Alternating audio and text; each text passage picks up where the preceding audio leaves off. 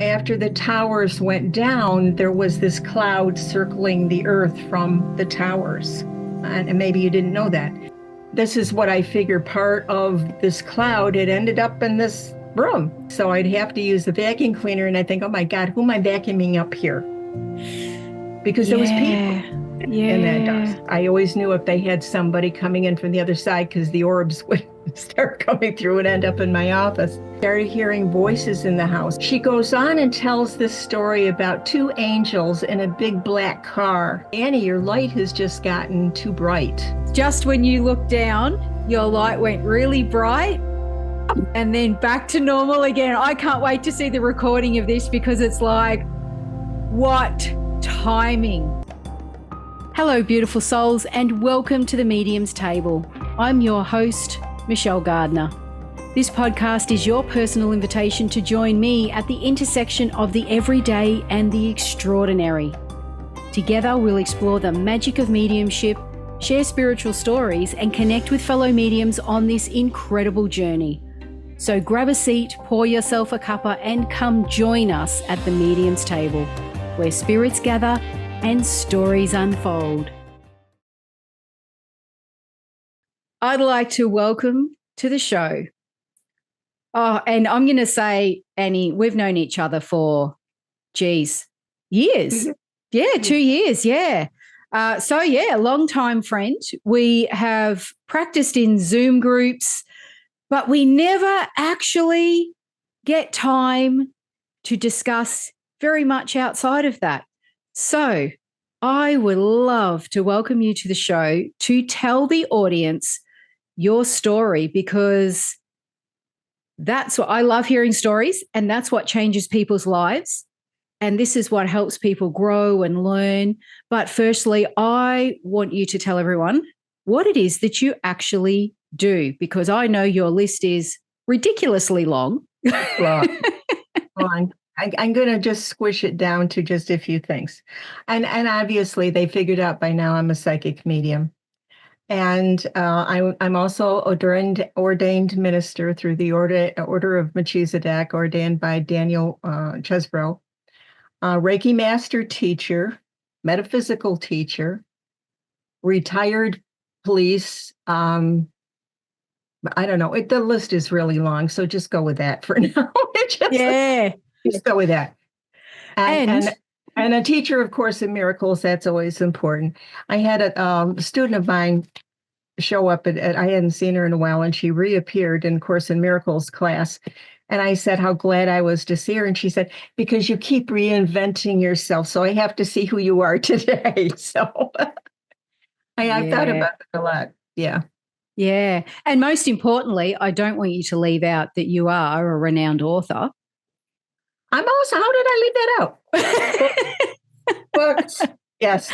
That's why I'm here, Annie. That's why I'm here, to remember the most important parts. The most important part. Yes. Yeah. You're an author. And I mean, that in itself is an incredible feat. You know what I mean? Just to get that done. And I appreciate the time that would go into that.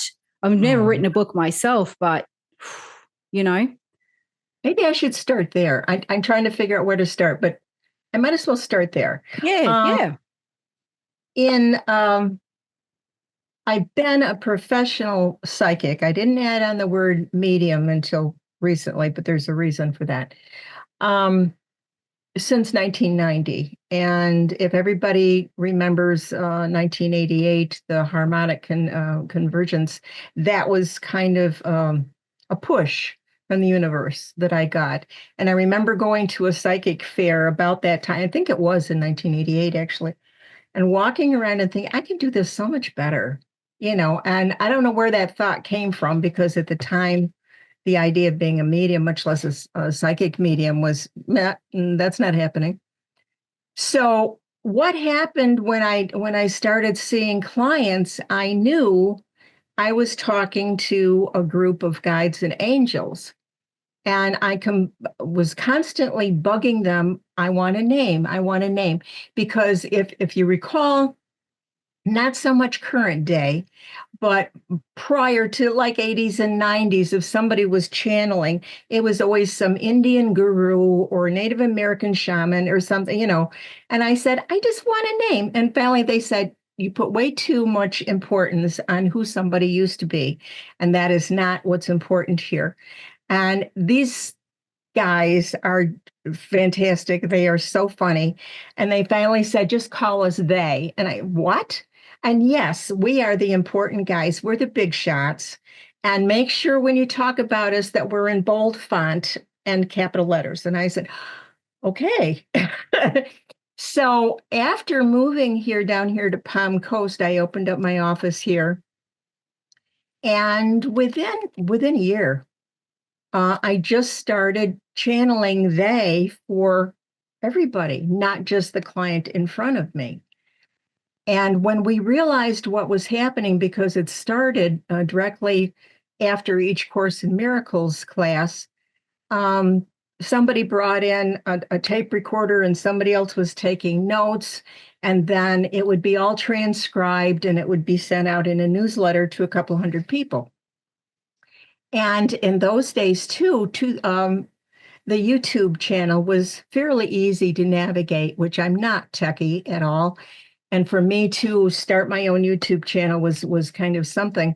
So after a while, I started that, and I would read some of the channeled messages of they for the people who weren't, you know, which is most of the population of the world, wasn't on that newsletter.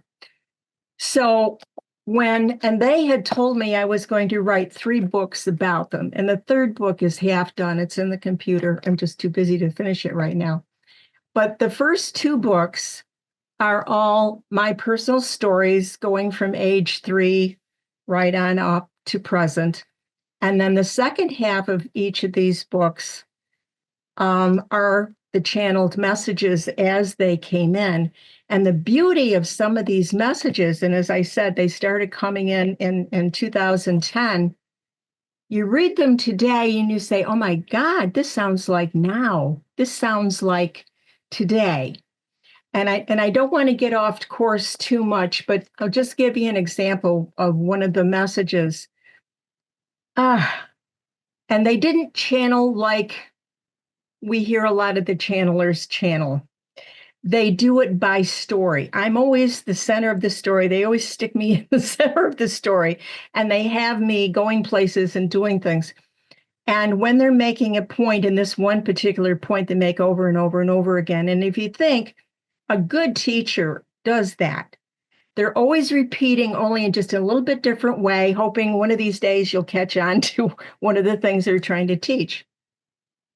So their point that they were making at that time, and this is my favorite one of the examples, was they would get me to go above whatever was going on. So in this particular message, I'm in a valley. People are screaming and shouting at each other. They're shooting each other. It was awful. It was just really awful. And they had me turn around and walk up this hill. And they had me keep going on the hill until I could safely turn around and look down and then become the observer. No longer involved, just watching from afar, observer. And getting that different perspective of what is going on here, but removing myself completely from the upset. Okay, beautiful. So I'm watching that, and then they have me turn around again and keep going up the hill. And I see this 2 big trees and a hammock swing, and they say, go ahead, sit in there, just swing. So I'm sitting there swinging, and down below me is chaos, just chaos, the earth in chaos. But here I am watching from a distance, swinging in this hammock. I'm cool. You know, I'm calm, I'm peaceful, I'm the observer, I'm not involved in this. And people can take out of that what they want. What I felt, what it was, you're going to see a great deal of chaos. But if you get involved in it, nobody is going to come out of it very well. You have to remove yourself from that, be at peace. And the only way you can be at peace is to remove yourself from it. And the business of climbing the hill was just an example of you have to remove yourself, lift yourself up out of that situation, whatever's going on. And that's, of all the channelings they have done over the years, I think that's one of my favorites. But there were so many similar to that, which sounds like now, where there is so much chaos all over. And I have people asking me all the time, how do I be at peace? Good question. But this is, I don't expect you to go out and find a hill and climb up and then find a hammock and go swim. I don't expect you to do that. But just take the message for what it is. Remove yourself from whatever it is and become the observer. So that's an example of the kind of stuff that they channel. Now, I was instructed earlier today that I have to tell you one of these stories. And if I don't do anything else, I have to tell you one of these stories. Okay, go for it. My beginning path here was when I was around 3. I would say 3-ish. I don't have too many early memories, but I do remember my playmate, so to speak. But my playmate was not another child, it was an angel. And I thought his name was Praise Ye the Lord because he was always saying Praise Ye the Lord all the time. So I thought that was his name. So when my family said, who are you talking to? I said, I'm talking to Praise Ye the Lord, And I didn't come from an exceptionally religious family. So there was no place I could have heard this. Well, he comes into the story fairly quickly. So it's around 1952, which tells you a little bit how old I am. I'm 75 now. And I overhear my mother talking to my aunt who's visiting, and she wants a new dress. And her husband said no, they couldn't afford it, and they didn't have the money. She could not have the dress. And I'm listening to this. So I waited until my mother had gone shopping, and my oldest sister was babysitting for me. And I waited till she went back out to swing because she'd put me in my crib, took my socks off and got me all ready for my nap. And I said, yeah, okay, here we go. So I wait for her to go back out and swing. I'm up and out of the crib and I'm gone. And in my hand is my play money to go find my aunt and give her the money for her dress that she wants. I want her to have the money. Now, I grew up in a city, and I think I mentioned to you or to somebody recently, in today's day, if you saw a 3-year-old wandering around a busy city street, I don't know how many people would approach because they'd be afraid of being accused of being pedophile or some such thing. Yeah, this is absolutely. 1952. Yeah, this is 1952. That didn't happen. So here's this little 3-year-old kid, no shoes or socks on, just a little sunsuit. It's this hot, hot summer day. And to all appearances is wandering around by herself. Excuse me. Which I wasn't. I had Praise Ye the Lord with me. So, and helping me cross the streets. And he did this kind of cool thing when we crossed streets. He would walk kind of sideways and he put his arms like this and he would actually stop traffic while I was crossing the street. Wow. So after, I'd say mile and a half of that, a car pulls up next to us and it's a big black fancy car. And Praise Ye the Lord stops and he knows the lady that's driving and she says to get in. So we both get in. And to this day, I can smell the seats on that car. They had a particular smell to them. I can still smell it. And I'm sitting in the front seat. Of course, there's no, seatbelt or anything. But I'm fixated on how she's driving the car because she pokes buttons to make the car do things. And it isn't until when the last few years you could poke a button and start the car now. A couple of my friends have it. You don't need a key or anything. You just poke a button. And so everything she did was just poking these buttons. So we get up to what I know now is the Park Circle in Watertown, New York. And we pull up and they tell me to get out at this house and go up the stairs and knock on the door, ring the doorbell. And there would be a man that would come and tell them who I was. And that's all that would be necessary. And they parked a ways back, which is, when you think about it, how odd. Why would adults do that? They wouldn't go to the door with you. They just park back here. So I do as I'm told, and I knock on the door, and this man answers, and I said, "My name is Annie, and I'm hungry, and I'm thirsty, and I have to pee." And well, that's straight to the point. Here's my priorities, right? So he gets me ice cream, and yes, I use his bathroom and the whole thing. Now, before I go any farther with this part of it, this wasn't just any man. This was the district superintendent of churches for the Northern New York State. A whole bunch of churches. Wow. Yeah, all of the churches. So he knew who I was because, and this is pre-TV and pre-everything, 1952. But everybody listened to the radio, and it was on the radio over and over again. Annie Bedore is missing, and this is what she looks like. And, the whole city was going crazy looking for this little kid. Isn't it funny how they never saw me? I'm just walking up and down the streets. Yeah. So he calls the police, and I had this strange idea that my mother picked me up in a cab because that's how she got around, was taxi cabs, because the man wore a hat and talked on a microphone, which, of course, it was a police officer. It wasn't a cab. But it puzzled the whole family for years, I think more than anything, about the lady with the car. And why did she pick that person and the whole thing? And they weren't thinking angel. They were just thinking some lady picks me up and then drops me off, which is an odd story. And I wondered about the car part myself until I was doing a talk about one of the books at a bookstore just a few years ago.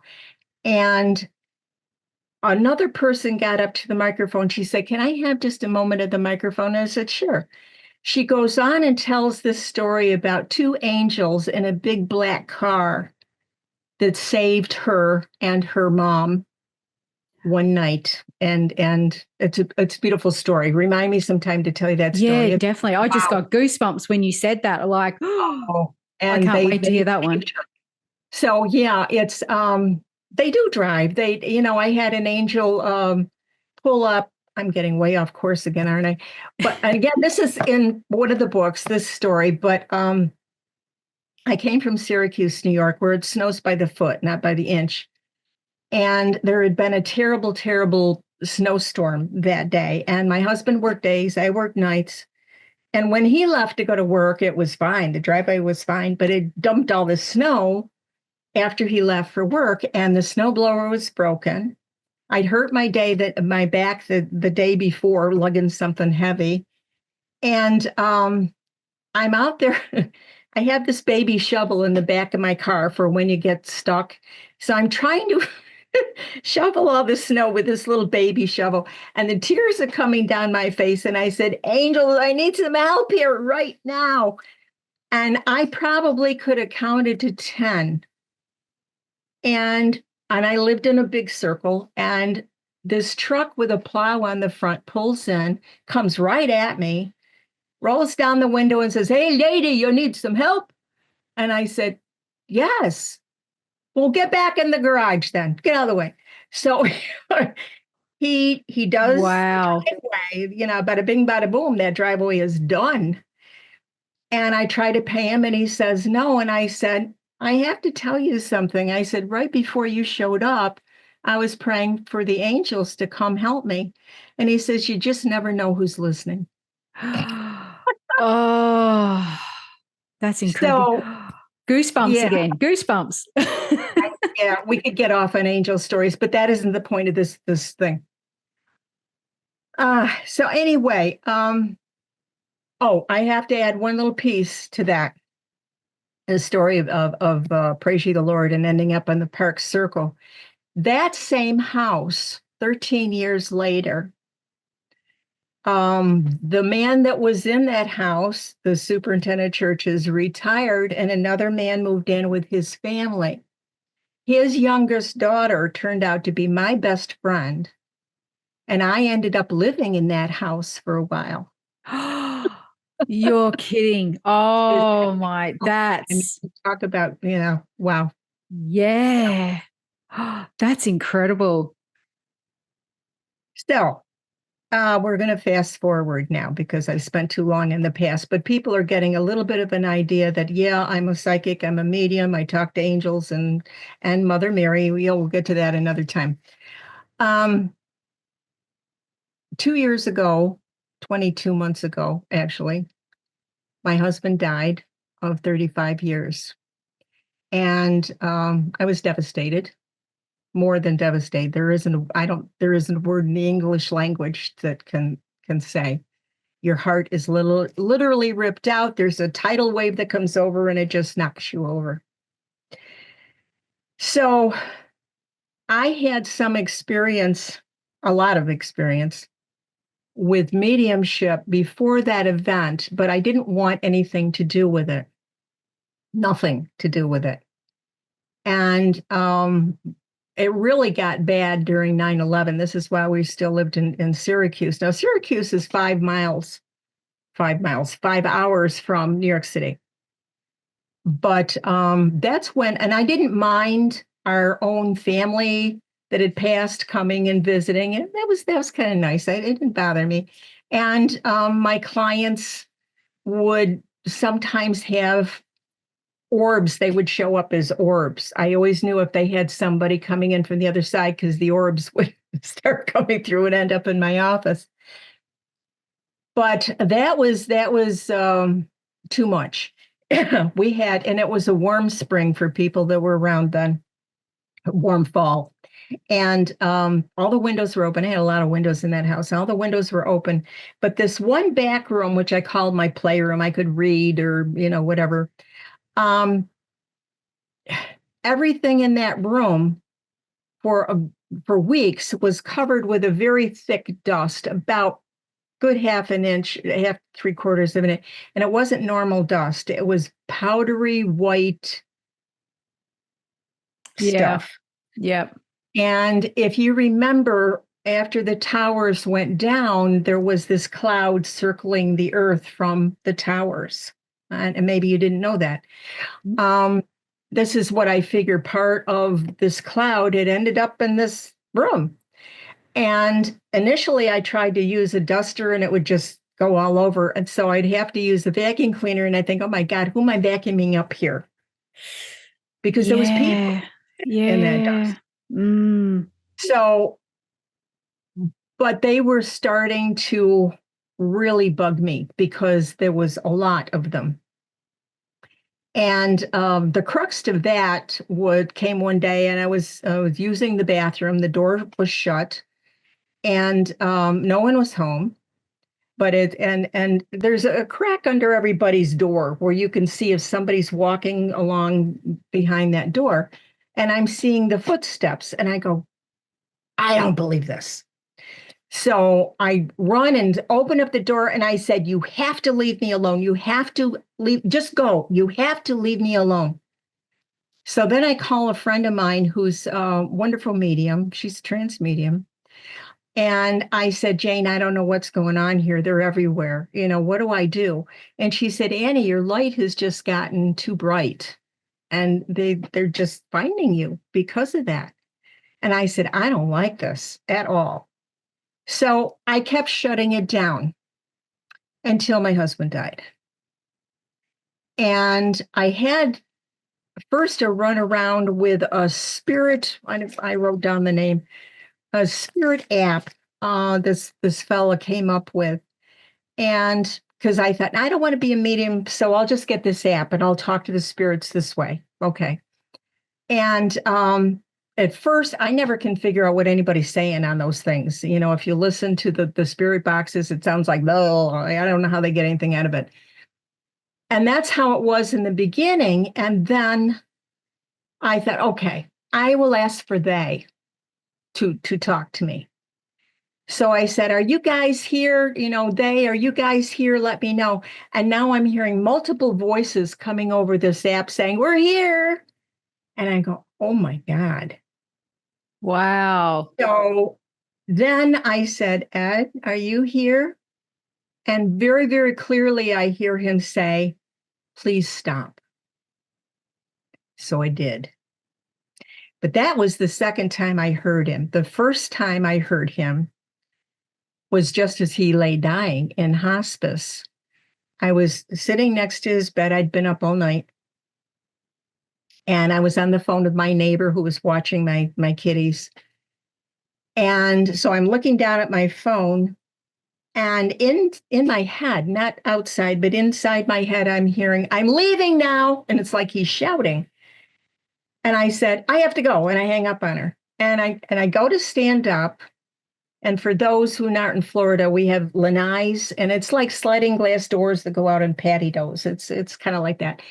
So as I'm standing up, I'm seeing this yellow gold cloud kind of lifting up, going towards the ceiling and out the lanai door. And at the time, I thought, oh, isn't that odd? But then I just kept going because I wanted to be next to my husband. So I didn't think of that again for hours. And when I did think of it, I said, oh my God, I saw his soul leave. And he was trying to tell me, he got through. I heard him very clearly. I'm leaving now. So that was the first of many, many communications and signs I got for him. And I do have to tell a brief story about James Van Praagh. I got an email from him because after the thing with the app, and I thought, well, Ed doesn't want me doing this. I got to do something else, and I don't know where to even start with this or anything. Who do I ask? So I get this email from James Van Praagh, and I said, why is he emailing me? I don't know him. Yeah. And it's an invitation to come listen to this thing, which is a come on. It's a little free thing, and it's a come on. If you like this, you take the class. And I was really impressed with the little come on thing. And I thought maybe this is what I should do. So again, I'm a new widow. The finances are all over the place. And I wasn't sure nothing was coming in yet. Absolutely nothing. If people think somebody dies and you start getting money the next day or the next week or even the next month, no, that it doesn't work that way. So anyway, I'm looking at this and I'm looking at how much it cost for this level 1. And I said, I can't do this. And I hear they say, yes, you can. And I said, well, I can't. I don't dare spend the money.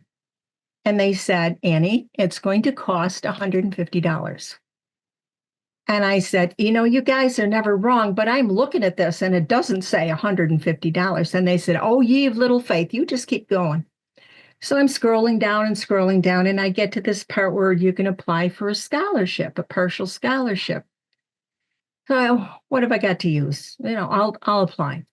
I'll never hear from them. So I'm making up a time, say that was 4:00. And I'm thinking, I'm never going to hear from him. By that evening, I'd gotten a return email saying I was accepted. And guess how much I had to pay? Oh, you're kidding. $100. Oh, wow.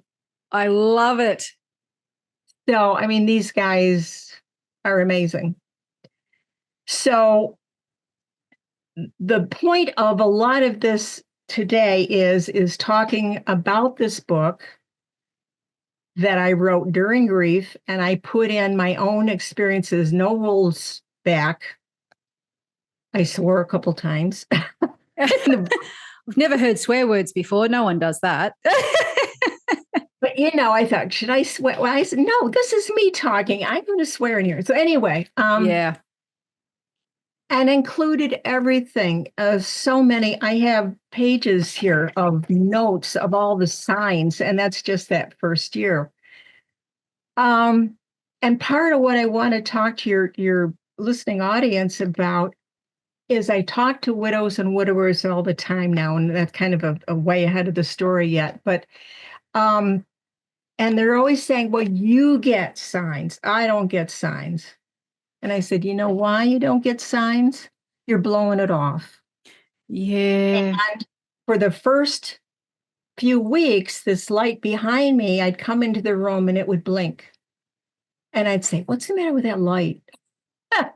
I know better. I know better. But I blew it off. And there's something wrong with that light. And finally, when I figured it out, one day I'm sitting here and I said, oh my God, Ed, I'm so sorry. I missed it. And this overhead light started blinking on and off. I said, I know, I'm sorry. I love it. I love it. But he'd only been gone. Annie, can I just stop you there? Yes. Just when you looked down, your light went really bright and then back to normal again. I can't wait to see the recording of this because it's like, what timing. Incredible. Well, you remember Anna from our class? I'm not going to give her. You remember Anna? And Anna was we were doing readings for each other one time. We were in the rooms. And she told me afterwards, Ed was standing in the corner like this. And, none of this would have happened if I hadn't died first. What? Yeah. Yeah. Yeah. This is absolutely true. So, and then I started finding, while the kids were here for his service, I was telling them to look for nickels and dimes and pennies. And their eyes got big as saucers, right? And neither of them believe, mom's a little weird. She talks to dead people, whatever. So, and they said, did you leave a nickel on the sink in the guest bathroom? And I said, no. That used to be Ed's bathroom. And I said, no, I came home from the hospital and cleaned that. I knew that company was coming and I cleaned that bathroom up. Well, there's a nickel on the counter. And one of them came and brought me the nickel. So I set that to one side. I have them. Yeah. And then the little baby hearts started. And I would find tiny, and I wouldn't help to show you because it wouldn't even show up, but tiny, tiny little red, shiny hearts. And I would, make dinner and go, and the kids are still here, and there would be a tiny red heart on my placemat and say, when you kids put a heart on my place? No, we didn't. No. And that happened a couple nights in a row. So they're in this bag too. I kept finding nickels. The last time I found one of those little red hearts, I was complaining that I hadn't had a sign in a while. And I turned around like this on my chair, and there in the floor right behind me was a tiny little red heart. Oh my. He's very clever, but you have no idea so far how clever he is. There was a couple people that visited. We had set up the visit. They're from England. We had set up the visit, months ahead of time. And it was a friend of mine who was now, this was her boyfriend. She wanted me to meet her fella. And she said, do you want us to come? And I said, oh, yeah. He's got to pass my inspection. So, yeah, you got to bring him. So when my son left the room, I said, Chris, is Ed here? I knew he was a psychic medium. And he said, oh, yeah. And I said, is he sitting over here? He says, no, he's standing right behind you. And he said, and Chris didn't know anything about my husband at all. And he said he's showing me his fingers and how straight and strong they are now, and how straight and his legs are, and how strong he is, and how, his body is so great. And just about that time, my son came back in and he stopped talking. So I said, okay. So later in the day, I texted my girlfriend and I said, tell him, please, thank you for giving me that message. And she said, oh, no, there was more. And I said, what? He gave me a replay of a very private conversation Ed and I had about 6 months before he died. And he told me that replay. And I knew this was, I'm getting cold chills telling you that this was for real. He was actually talking to Ed. There was nobody else on earth that could have known that conversation. Wow. So we were off and running. So I start the JVP class, James Van Prague. When I say JVP, I mean James Van Prague. And what had started even the night he died, I started hearing voices in the house, and it wasn't just a man's voice. There was one or two women's voice. And my sister is passed, and my mom's passed. And I thought, oh my God, I left a TV on someplace. So I got up and looked around the house, and there was nothing. And then I thought, okay, you're stressed, you're imagining things. But that has repeated 4 or 5 times since he died, where I could hear I can't hear words. I can't make out the words. I just can. It's just as if somebody was sitting in my kitchen and I know they're talking, but I don't know what they're saying because you hear burp, burp, burp, burp, burp, burp, burp, burp. Yeah, yeah. So, and our song is Unchained Melody, and that's constantly popping up on my phone all by itself. He's very techie. He was very techie on this side, and he's a whiz on the other side. He's also amazing, and I will try and find some of these pictures and send them to you. I was in Weight Watchers and I hit goal, and I wanted him to come with me for my graduation kind of thing. And I made a big deal out of it. I got a kazoo and I got myself a little crown. And I had the leaders were wonderful. They even came to Ed's memorial. And I said, no, you open the door for me so I can make an entrance. So I'm blowing the graduation song. Da, da, da, da, da, da. And everybody's laughing and clapping and standing up and they're carrying on. Now, my best friend is there with me, and she's wonderful with the cameras and the phones. I mean, she's a whiz. And I said, Pat, please record this. And she said, okay. And I, no sweat. So afterwards, I said, did you record it? And she said, yeah. And I said, what do you mean by that? What happened? And she said, I don't know what happened. So you can see me, part of me anyway, coming in the door where I was coming in. And all the eyes are looking there. But directly in front of Pat is my arm and my leg and just parts of me. And I'm going, what? Wow. It's one of the strangest pictures I ever saw. And we all kinds of people have seen it. And then I don't know how this happened. So he was there. And my idea is his energy was messing with her phone camera. That's all I could think of. And we're going to talk about that again in another second. There was, I don't know, I think it was a full moon or something. I was out front anyway, and I wanted to get a picture of it. So I take that picture and I'm in the first picture is fine. It's the full moon. The second picture is a picture of a sneaker in the sky. You can see the sky around but instead of the moon, it's a sneaker. Mm. And it's like, what? Where does this come from? So he had a third time messing with camera that I can think of right off the top of my head. And this was a doozy. he had a Mustang that was his baby. And one year for Christmas, I had a pretend magazine cover made for him, and it's a car magazine, and his car is on the front, and I'm making the headlines. Ed McAvoy says Mustang is the best car, the whole thing. And it was hanging over his computer in his room. So rather than because I knew the people that bought his car, I knew them quite well. Rather than take the picture down and outside, I thought I'll just take a picture of the picture and I'll show him. So I take the first picture and there's like this blur over that picture. And I thought, oh, what's that? So I went on and the second picture was perfect. I hadn't moved my position. I was standing exactly the same place. So the next day, I'm going through my pictures and I see the one with the blur and I'm getting ready to delete it. And I said, I can see what that blur was. And you take your fingers and you make the picture bigger.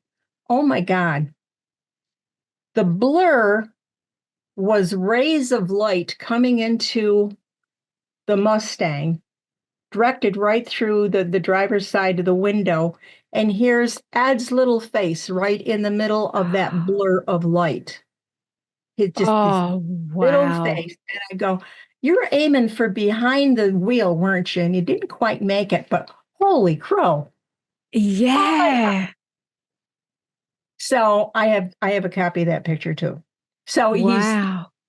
he's talented. I'm talking about talented. I'll hop ahead a little bit. Um, he likes to mess with my computer when he's leaving a message. I will have it on, say AOL, and I'll get up and go potty, or I'll go make a meal or clean a cat box or whatever happens to be. And I come back and I'm on a different page completely, something I never would look at. I don't know how it got there. And this has happened a lot. So at the time, I was taking classes from this fella in the UK, and I told him about it, and he said, "You've got to start paying attention to what these pages are because you're getting a message. If they aren't just random, you've got to pay attention to get the message." So the next day, there is this page on Amazon, and I know you can't see it, but it's a heart necklace Oh, with yes. our two stones in it. And it's double hearts. And my engagement ring was double hearts. Everything was double hearts. If you remember the two hearts found on the mat, everything is always two hearts. Yeah. And the words say something like, I will always love you now and forever. Oh, So, of course, I had to get that necklace because he picked it out for me. So there. yeah. Oh, that's gorgeous. So clearly, Ed's very active even in the afterlife. And a lot of people will Oh my God. think that once someone's gone, they're gone. That's it. There's no more. They're just not there. They don't exist anymore. It's over. But your story, and along with so many other people that I've interviewed, and even people that I haven't interviewed, the story continues. Their Oh, life yeah. continues, but in a different form. And they are always reaching out. And clearly, you've given an enormous amount of evidence of that. So, that being said, was that what really opened you up and led you to becoming a medium? Well, I always was a medium. The problem was I kept slamming the door. Mm, And if I didn't want me using the Spirit app, which obviously did work, um, I was either going to spend a fortune seeing mediums myself, or I had to open my own door. Finally, yeah, yeah. and then that experience with the James Van Prague scholarship thing, I said, okay, I got it. Here's my message. Okay, go ahead. So it was following the breadcrumbs. It was time to open the door. And again, I'm going to bring up JVP for a minute because I think it was January. It was just a few months after Ed died, and it was still really, really fresh. And it was $100 and you may or may not get a reading. You spent the $100 anyway from him and Kelly White. And it was over at, say, 9 o'clock, and it was 8:45. And I thought, oh, I'm never going to get a chance. They're never going to, to call on me. And Kelly White says, I got a cop here that is insistent he has to talk to his wife and talk now. So I'm raising like crazy, right? And talk about we are evidential mediums, and talk about evidence. Oh my God, she just nails it. They both of them. They were just taking turns with talking about the leather bond journals. He would get me a leather bond journal every year for Christmas for my diary, or talking about how he saw me put his wedding ring on my chain and wearing it around my neck, or how he saw me going to Walgreens, having this picture blown up and bringing it home. It's a wedding picture. And it was desk. I mean, it was just incredible the amount of hits in 5 minutes. I mean, they just were blowing them out. And the two things I thought they were wrong about, come to find out they were right. They just had tiny little details off. So obviously Ed wanted me to pursue this way. Yeah. To open the door for him. So I did. And of course, that's how I met you. And that's how I met so many marvelous, marvelous women and men too, not just women. Yeah. And talented. And everybody, I think, has that same, I want to help. I want to help somebody in their pain. I want to help bridge the gap. Yeah. Be of service. Yeah. Yeah. Absolutely. To be of service. And I can't think of 99% of the men and women I've met seem to have that same quality. Yeah, yeah. I think you step into an energy, or you start to rise into a frequency where you have a greater understanding of purpose, of self, and your role in what it is that you're here to do. And like you said, when these skills, these gifts, whatever you want to call them, start to come through, you want to help other people. You want to share in that enlightenment and that love and that light that comes from spirit. And it really is an overwhelming, I don't know whether need is the right word, but you are continuously inspired to want to help other people and be of service. Yeah, yeah. I described it as being a terrific high. When one of the first real readings I did was, and I didn't know what I was doing. I mean, I was really green. But there was this mother there that had just lost her son, and I knew almost nothing about her. This is in one of the practice medium groups. And it was my turn up to bat. So I see the son, and I'm describing him with a right between his teeth and playing basketball, but not in a court. It was like in the driveway, and his favorite shirt. And I'm going on and on. Now she's crying. And I'm going, oh my God, I made her cry. Oh God, what did I say? But she's crying because she's happy, not because she's sad. And I finally stopped, and I said, I have to stop. I'm upsetting you. And she said, oh, no, don't do that. So, and now again, I'm new. So the spirit, and I figure he's new because he said, oh, I found your light. So I said to Mom, at the time I didn't know he had just passed. And I said, did your son just pass? And she said, yeah. Now, when he said that to him, I'm trying to act cool talking to the spirit. And I said, you must be new because, this light's always here. Liar, liar, wow. fire. Yeah. But anyway, so there was some funny things that happened in the beginning. I went to lunch with a friend I hadn't seen in a long time at Indian restaurant. I love Indian food. And we had just sat down, and I'm hearing Clara. And I'm thinking, will you shut up, please? I'm trying to eat. And this went on and on. She wouldn't shut up. And finally, I said to my friend, do you know anybody named Clara? And she said, yes, that's my mom. And I said, she hasn't shut up since I sat down. And she said, that's about right. Yeah, that's my mom.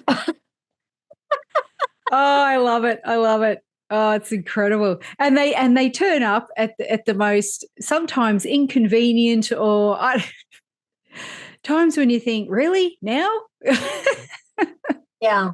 Oh, I've been in places, not a story for today, but we rented this condo in Cedar Key. It was haunted, which makes me laugh in a way because people have actually hired me to get the ghosts out of their house and that kind of thing.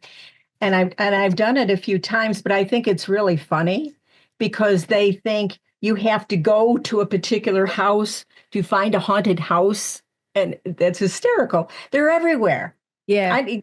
They're in your yard, they're up the street. I mean, you don't have to go someplace special. They're all over the place. Yeah, yeah. You just stopped a whole lot of people then from going out now. They'll just shut their door to their house and go, I'm never going outside. Everywhere's haunted. And he said everywhere's haunted. I was doing this psychic fair one time, and it's back when I was still smoking. And we would take a break in the bar, and it was kind of like centrally located. It was all glass enclosed, and we would take a break, have a soda and a cigarette. And I'm talking to the other psychics, and off to this side was this man that just kept hanging around and was listening to what we're saying. And I'm thinking, you are so rude. And, he just wouldn't leave. And finally, I turned around and I was going to ask him to please leave, that he was really being rude. And of course, he disappeared as soon as I turned around. And I said, does anybody know this guy? And I described him, and it was somebody's uncle. And, this was in the middle Wow. of a hotel bar. So, I mean, I get used to Yeah. them popping up and ads. But because of that, after it passed, I was lucky enough and blessed enough to have two grief counselors, but one of them was attached to the hospice house where my husband died. So it was hard enough going back there the first time because that's where he died. And I'm walking up the sidewalk and I'm thinking, oh my God, this place is full of dead people. And they're all going to want to talk to me. Yeah. Oh my God, no. So then I put a close for business sign up in front of my it seemed to have worked. It was okay, but wow. Oh, wow. And I just find it's incredible how you've been having these experiences since you were 3 years old. That's amazing. So for parents out there, when your child is having a conversation with perhaps no one, Yeah. but just be open to the fact that there may very well be a spirit or a guide or a being of light. They don't necessarily have to be a ghost, but Right. what do you call it? A spirit guide that may be there talking to them, perhaps, guiding them, but in a good way. Oh yeah. Oh yeah. Because I think movies, movies have a lot to to answer for when, it comes to bad spirits and all the bad things that happen, around that. And it's not always like that. Actually, probably most of the time it's not like that. So, be open, and there are people you can contact, which brings me to now in this current time, in the present day, you are, correct me if I'm wrong, you are a grief counselor. I am now a a recovery coach. And this book was underway. I had planned to finish it on the first anniversary, but shortly before the first anniversary, both of my counselors started suggesting that I go back to school and become a grief recovery coach. And I'm just a tiny little aside. Remember that conversation I had with James Van Prague the January before? He had said, are you a grief counselor? And I said, no. Well, you're going to be one. Oh, yeah. Wow. Yeah. You're not even a fruitcake. I'm never being a grief counselor. So, yeah. So because they were gently pushing me into this, and I thought, okay, this is an opportunity for me to help and to throw this in because I really hope there's people watching that are caregivers. They're in that stage of caregiving, or maybe they've just lost someone. Find something that'll get you up in the morning and make you want to keep going. Initially, it was this book, and then the mediumship, and I just wanted to be not just a good medium, I wanted to be an excellent medium. Yeah. And those two things just kept me going. And then the third leg of the stool, being the grief recovery coach, completed the picture more or less of giving me new focus. Because frankly, your whole life is turned upside down when your mate dies, especially after 35 years. You lose your life. You don't know what you're going to do.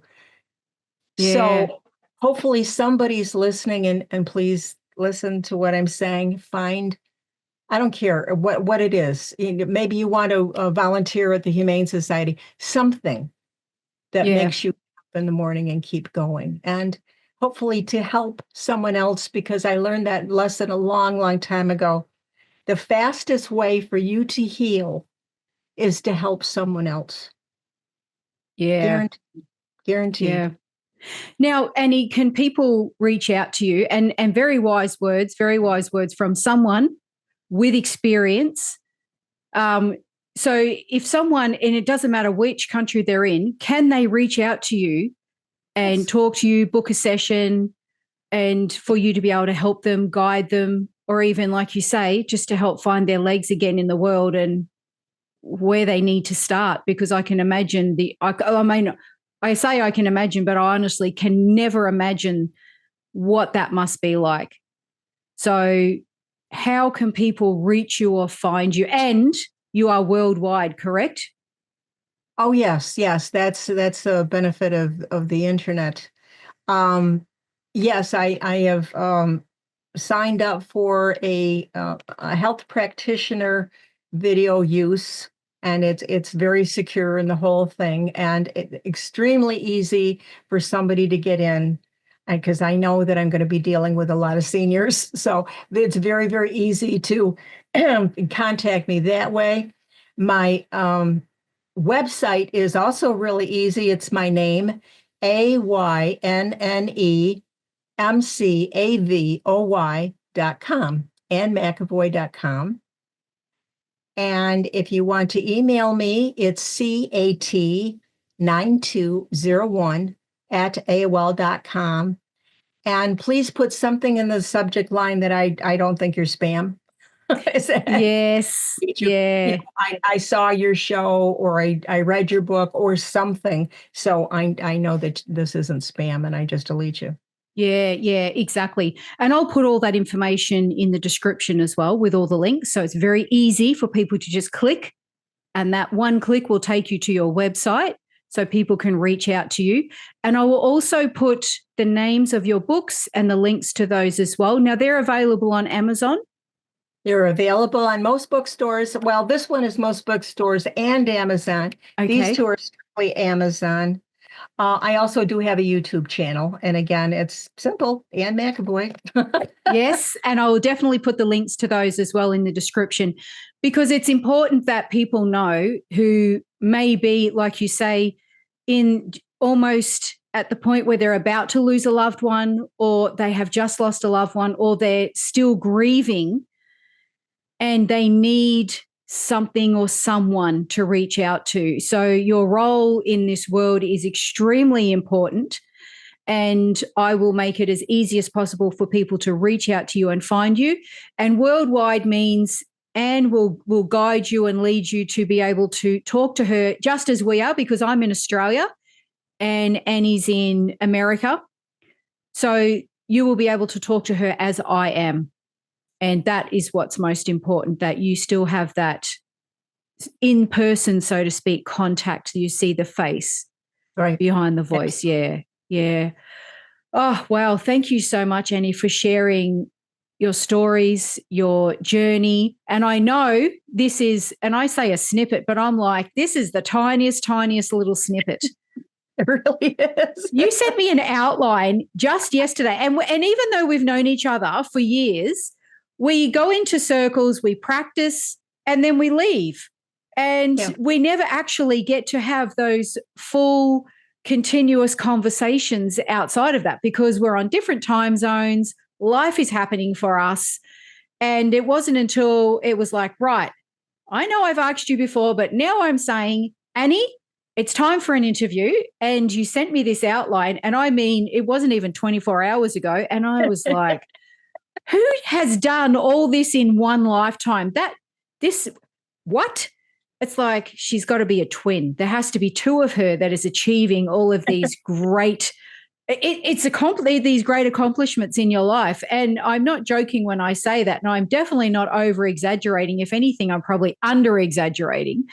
So I know there are plenty of stories left in the tank for you to share. And we will definitely have you back to share. I can see this being endless episodes because there was so much. And it's ongoing all the time. I mean, it never stops. The messages, the signs from God just keep coming. Yeah. The famous people as well that you've interacted with. And I'm like, I've read that book. I know those people. She's what? She's been on stage with who? Who, what? Anyway, it was like, wow. Okay, there's a lot going on here. Yeah. Oh, wow. So thank you so very much, Annie, for sharing your stories and your time. And hold your books up one more time, all three of them. Okay, let's see. There's one. There we go. The lowest one. This is the first one, and this is the second one. And by the way, this cover is one of my paintings. I also paint. I didn't tell you that. But anyway, yeah, this is one of my paintings. Of the many things that you do. I love it. I love it. Yeah. Thank you so much, Annie. And like I said, all the links will be in the description. And I look forward to having you back again on the show very soon. Thanks for joining me at the Medium's Table. The universe is always speaking. Listen and let your spirit soar. Curious for more? Click on one of the videos below and remember to subscribe.